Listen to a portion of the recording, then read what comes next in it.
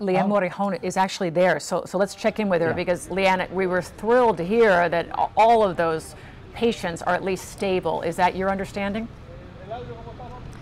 Yeah, that's the big headline here. We did hear just a short time ago from 2 of the trauma surgeons here at Broward Health Medical Center. This is where 8 people were brought with injuries related to this shooting incident at Fort Lauderdale-Hollywood International Airport. And what we can tell you tonight, such good news, all of these people are still alive.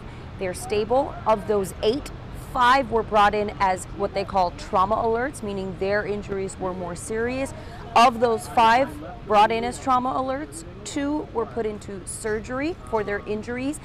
Doctors would not elaborate as to what the nature of those injuries were, but clearly we do know that some of those include gunshot wounds, as this was a shooting at Fort Lauderdale-Hollywood International, and we have seen pictures and images that do show some of these victims clearly bloodied. We also know other people were transported here in the hours after the initial call was made with other injuries sustained as they were trying to run away in the chaos, twisted ankles, bumps and bruises, things like that. Also people who just were too moved by what was going on. So you had anxiety attacks, panic attacks, things like that. And of course you have so many people from all ages who were forced to run out and wait so long on the tarmac, so many people that are still waiting at this hour. And so you had some people who were outside, maybe in the hot sun, were getting dehydrated, also brought in for those reasons. But of course, the big picture here, those 8 that were brought here initially as a result of this shooting at Fort Lauderdale-Hollywood International, brought here to Broward Health Medical Center. None of those died as a result of their injuries, at least at this point.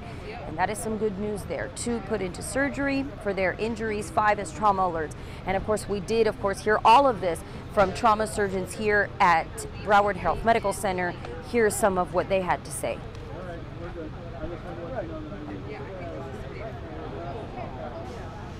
All right, unfortunately, we're going to try to get that sound for you. We did carry that news conference live for you on Local 10 and local10.com. Just to paraphrase, they also said that they were very proud of everyone that participated here, all the doctors and nurses. They described it as chaos inside, as you can imagine, but organized chaos.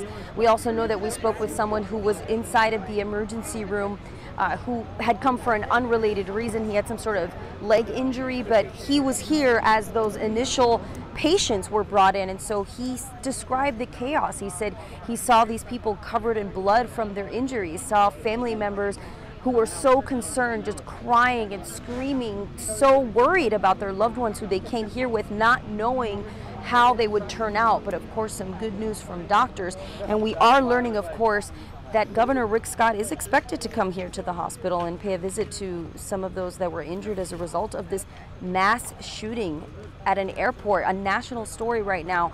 And unfortunately, a mass shooting, something we've covered so many times in other parts of the country, hitting so close to home right here in South Florida. So of course, our own governor coming to see how these folks are doing for himself. Happening far too often. Okay. Anything that